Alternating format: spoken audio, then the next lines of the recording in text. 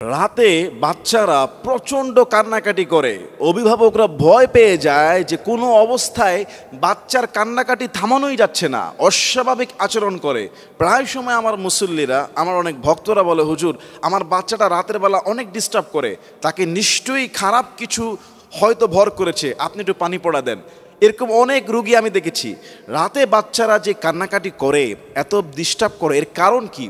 কয়েকটি কারণ হতে পারে। আপনি আমার সাথে এক একটা কারণ মিলিয়ে নেন যে কোন কারণে আপনার বাচ্চা এই সমস্যায় পড়তে পারে।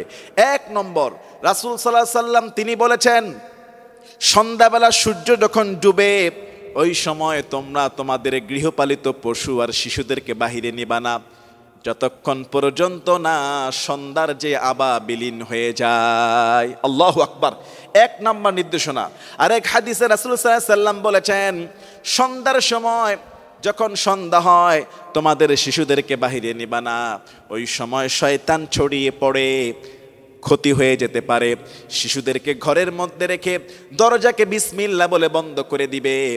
এখন আমাদের সমাজে বহু মা বাবা আছে, ছোট্ট বাচ্চাকে সন্ধ্যার পরেও বাড়ির ছাদে কিংবা উঠোনে কিংবা মার্কেটে কিংবা বাহিরে খেলাধুলা, নিজেও ঘোরাফেরা করায়, আছে না?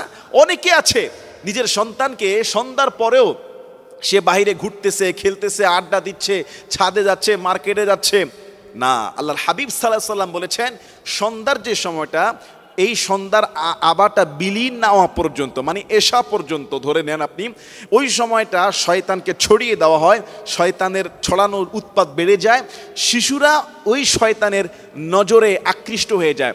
বড়রা তো অনেক সময় এটা বেঁচে যায়, কিন্তু ছোট্ট বাচ্চারা তো নিষ্পাপ, কিউট বেবি, তাদের চেহারা তো অত্যন্ত সুইট, বিউটিফুল। শয়তান, দুষ্ট, নষ্ট জিনগুলো আকৃষ্ট হয়ে যায়, রাতের বেলা প্রচণ্ড ডিস্টার্ব করে।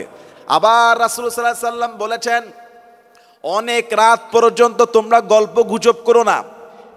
আগের হাদিসে সন্ধ্যার আবা বিলীন হওয়া পর্যন্ত বলা হয়েছে, এই হাদিসে বলা হচ্ছে বেশি রাত পর্যন্ত গল্প গুজব করো না। কেননা রাতের বেলা আল্লাহ পাক রব্বুল আলামিন অনেক প্রাণীকে স্বাধীনতা দিয়ে দেয়। অনেক দুষ্ট ক্ষতিকর প্রাণী, তারা রাতের বেলা চলাচল বেড়ে যায়। এজন্য অধিক রাত পর্যন্ত তোমরা বাহিরে থেকো না এবং গল্প গুজব করে রাত কাটিয়ে দিও না। রাসূল বলছেন, সন্ধ্যার পরে বা রাতের বেলা দরজা বন্ধ রাখবা, বন্ধ করবা, বিসমিল্লাহ বলে দরজা বন্ধ করলে পরে সেই ঘরের মধ্যে কোনো দুষ্ট জিন, শয়তান, খাবিস প্রবেশ করতে পারে না। সুবহানাল্লাহ। কয়জন আছি আমরা বিসমিল্লাহ বলে রাতের বেলা বা সন্ধ্যার আগেই আমাদের দরজাগুলো আমরা ক্লোজ করে দিই? দরজা সবাই ক্লোজ করি, বন্ধ করি, কিন্তু আমরা বিসমিল্লাহ কিন্তু অনেকেই মিস্টেক করে ফেলি, বলি না। আর বিসমিল্লাহ বলে যদি আমরা দরজা বন্ধ করতে পারি, তাহলে শয়তান ওই ঘরে আর প্রবেশ করতে পারে না। রাসূল বলছেন, রাতের বেলা তোমাদের খাবারের পাত্রগুলো ঢাকনা দিয়ে দাও।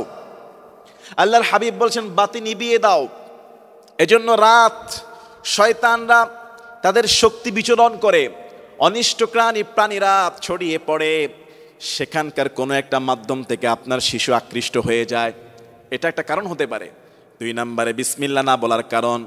৩ নম্বরে যে বাসার মধ্যে টেলিভিশনের মধ্যে কিংবা বিভিন্ন প্রাণীর ছবি লাগানো, টেলিভিশনের মধ্যে বিভিন্ন মুভি, বিভিন্ন দৃশ্য আসে, শয়তানের আড্ডাখানা।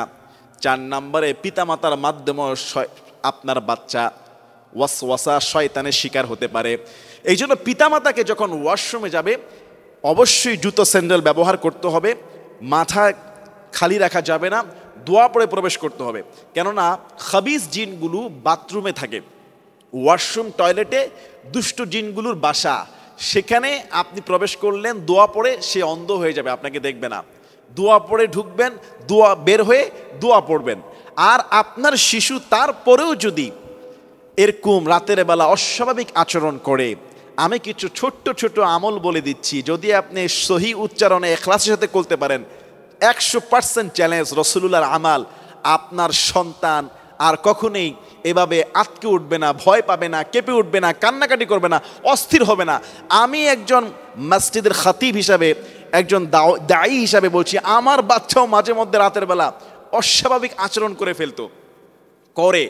আমাদের প্রতিদিনের আমাল এবং তার বাচ্চার মাকেও বলা আছে, আমি না থাকলে বা থাকলে উভয়ে সূরা ইখলাস, সূরা ফালাক, সূরা নাস এইটা একবার করে একবার করে 3টা সূরা পড়ে 2 হাতের তালুতে ফু দিয়ে নিজের শরীরে মুছবেন, বাচ্চার শরীরে মুছে দিবেন।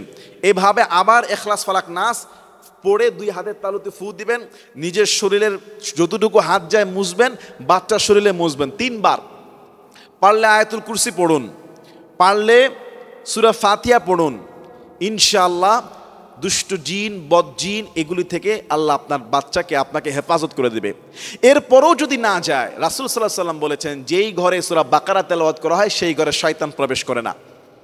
আপনি আয়াতুল কুরসি পড়লেন এবং সেই ঘরে আপনি সূরা বাকারা তো অনেক বড়, স্বামী অর্ধেক পড়লেন, স্ত্রী অর্ধেক পড়লেন, নতুবা একদিন স্ত্রী পড়লেন, আরেকদিন স্বামী পড়লেন, আরেকদিন আপনার যদি মা থাকে বাচ্চার দাদি পড়লো বা বাচ্চার নানি পড়লো, বাসায় বাচ্চার ভাই পড়লো, বোন পড়লো।